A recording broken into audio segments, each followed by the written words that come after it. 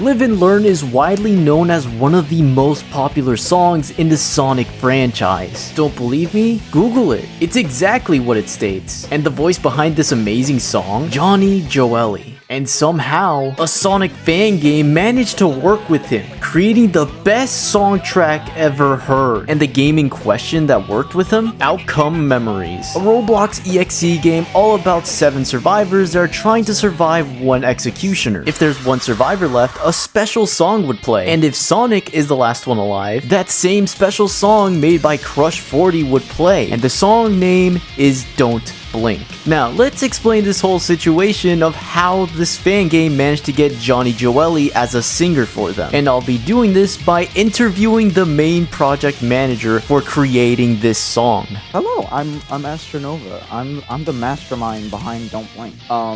And a lot of the other Outcome OSTs, like Cracked Empire, Friends No More, all of that. You made a bunch of really amazing music for Outcome Memories. It really is surprising that I'm able to talk to you right now.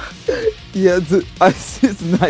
It's nice to be here. Alright, before we start this interview, I want to go through this in chronological order. First, how you basically join Outcome Memories. Second is how you involved Johnny Joeli in the whole project. And then third, kind of like the afterthoughts of what you think of Don't Blink. Alright, first question. How did you join the Outcome Memories team? It's actually really funny how I joined the Outcome team. I used to have a friend who used to work on Outcome, and the thing is that I used to just join the dev team and scare them. The way I joined is I reached out to Sobi, and Sobi,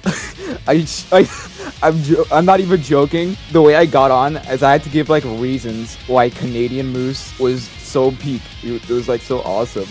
This right here. Oh my goodness. That's how I joined. How was it like making music for them? Making music is a really it's really fun. Not a lot of people know is that Friends No More Round 2 was made on my phone, and I did it while being on a Discord call, in the WBC. You're joking. And everything. You're actually joking. There is no way it's made on a phone. What did you make it on? I made it on FL Studio Mobile. Before I used to go by the alias of Neodo's Music, and on that channel, all my music was made on phone. It was only until I made the second rendition of Cracked Empire, then it was on PC. Also, the menu theme was made on my phone as well. It's actually really impressive. What the man? How did you end up working on the Sonic LMS? It was actually some stuff did go down behind the scenes, because originally Panther was going to do it, and then not so good stuff. I don't think I'm allowed to say it, but I'll just keep it at that. And then Sobi gave me the chance to make a Sonic LMS, because originally I was also making one already, so I already had a rough concept. So I'm like, okay, why not just go with this? So basically, you were making your own before you were assigned it, and then Sobi came to you and hey, could you make the Sonic LMS? And it was pretty much good timing, right? Yeah, it was kind of good timing despite the circumstances. Oh, that's perfect. That's actually perfect. How did you get the idea to get in contact with Johnny and Crush 40, the Live and Learn band? Okay. This was a idea I had before getting actually assigned to do his solo, and Panther also had the same idea as well. We came together just what if we got Johnny Joeli for both of our solos, and that'd be awesome. One day I was looking through Twitter. I found out he was doing music collabs, and he had a little collab email that he has, so I'm like, okay, sure, why not? It'd be insane if I got Johnny Joeli of Crush 40 to be on this Sonic solo. Never did I expect him to reply, because I told him hey, can you sing for my song? I told him what it was all about, the fact that it was an EXE song, a Sonic.exe horror game. I showed him the song, and he really liked it, and I was like, oh my god, Johnny Joeli likes my song. That's actually insane. So I'm pretty sure he's gonna have a lot of people replying, thousands of emails, and then out of all those emails, you were the one that he actually really truly loved. That's actually amazing. And the thing is, he already had 9 people reaching out to it, but he wanted to sneak this in. I'm like, oh my god, that's amazing. He's really nice, by the way. How was it pitching the idea to work with Crush 40? It was just it was just a thought. It was a really crazy thought, like I said. Yeah, and it just happened. You can't really get the reaction because then again, it's over email. Yeah, exactly. Yeah, he really liked how I did the song. He was like, dude, I 1000% want to work on this song with you. I'm like, How much money did it cost to get Johnny and the team? Okay, this is the question that everyone has been asking me nonstop. So I'm gonna answer this. I paid pretty much $3,000, and the craziest part about this is that he discounted me on this. That was a So discount? yes, it was a discount. This implies that it would have been a lot more than I would have spent on him. Oh my gosh. That's actually insane. That 3,000 is basically considered a discount. Literally, yeah. And like everybody's telling me just like, I hope you can make those bands back. I already make money off of like my revenue and stuff, so I pretty much had just about enough money to pay it off. That's good, that's good. What was your reaction when you learned that you were gonna work with the band? It was like 2 a.m. something. It was like something 2 a.m. All I remember, me jumping out of my chair, pacing my room, like I was losing my mind. Because I just get like a notification, I check my emails, and it's from Johnny Joeli. I'm like, dude, there's actually no way he responded to me. Being able to learn that you're gonna work with the actual childhood live and learn band would definitely be a shocking surprise. Yes, if I told my younger self that I would be like working with like one of my childhood heroes, I would not believe myself.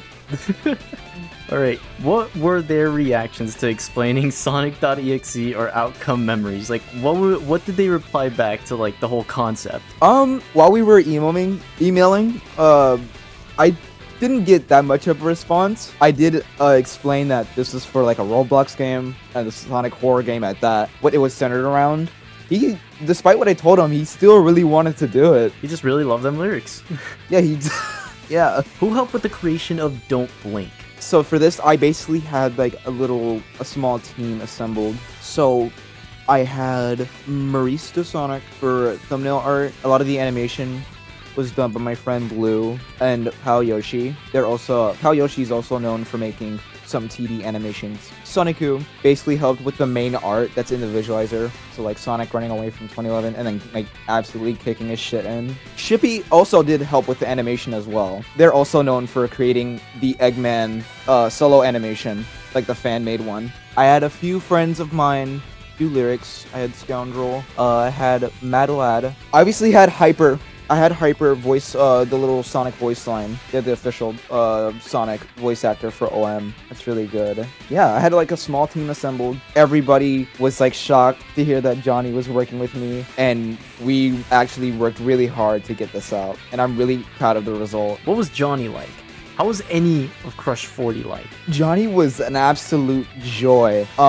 We were talking about like, you know, how the song would be structured, payments and whatnot, and he was just really kind through and through. I wasn't able to pay him right off the bat, so he was like, hey, no worries. I actually hate money. That's like something I was like shocked to hear. So he was like really lenient with like payments and stuff, so I'm like, that's awesome. He also took the liberty of like modifying the lyrics and how they would sound. He also did the mixing for the his vocals as well, so that saved me a lot of time. He was extremely helpful, extremely nice. Just he's really awesome. What was the most fun and least fun part of making Don't Blink? Definitely, sort of the instrumental. As much as I had fun with it, trying to mix it, like, the different instruments and stuff, did kind of trouble me at some point. I had to, like, export it multiple times. I have, like, multiple demo versions and whatnot. Definitely, rough drafts. The moment I think I got it, I was very confident in what I had. It was a process, I'll say that. Definitely a process, a really bumpy process. Yeah. And of course, for the fun part, definitely working with Johnny Joeli.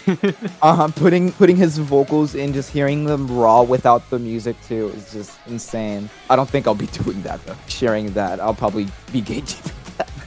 How long did it take to complete and for Johnny to do all his lyrics? Okay, so composition-wise, I would say it took about at least a month and a half. And then for Johnny to pull through on his end, it was also a month because he was also busy with tours and whatnot. But he did manage to pull through and sing the song, obviously. So basically it took him around a month, and then for your side is like a month or two. Like a month and a half. Like, yeah.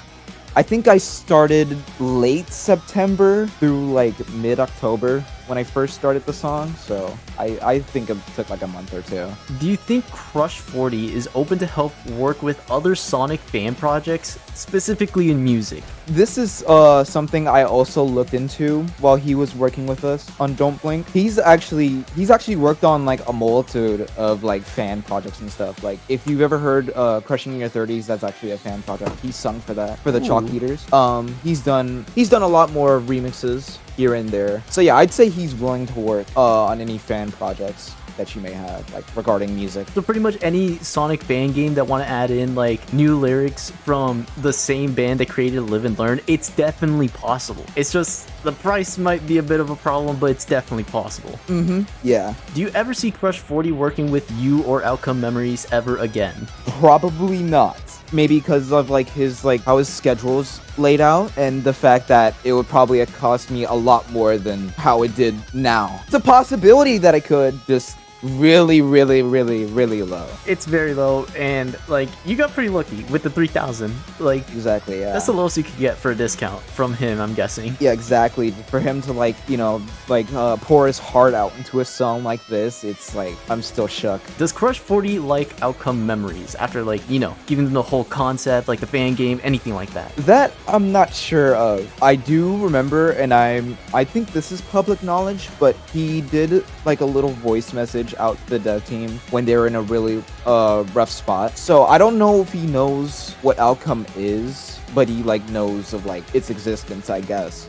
Okay. Well, I didn't know he did that. That's actually pretty nice of him to do something yeah, like no, that. it's really nice. And that's also part of the reason I took the opportunity to reach out, considering he did that. So I'm like, why not try and get him on the song? Looking back, was there anything you would have changed? Maybe because I know a lot of people have a problem with a bit of the music flow. I probably should have sent him, because he did ask for a reference of how the song should be sung, and I did send him a MIDI. He was having a bit trouble with it, but he did pull through. I probably would have tried to make a better flow with the MIDI piano. I could try and post an alternate version of how the lyrics would have sounded, but that's pretty much it. Do you think you'll ever top Don't Blink? Honestly, probably not. Especially not I considered Don't Blink my huge magnum opus, and I was holding it back from telling people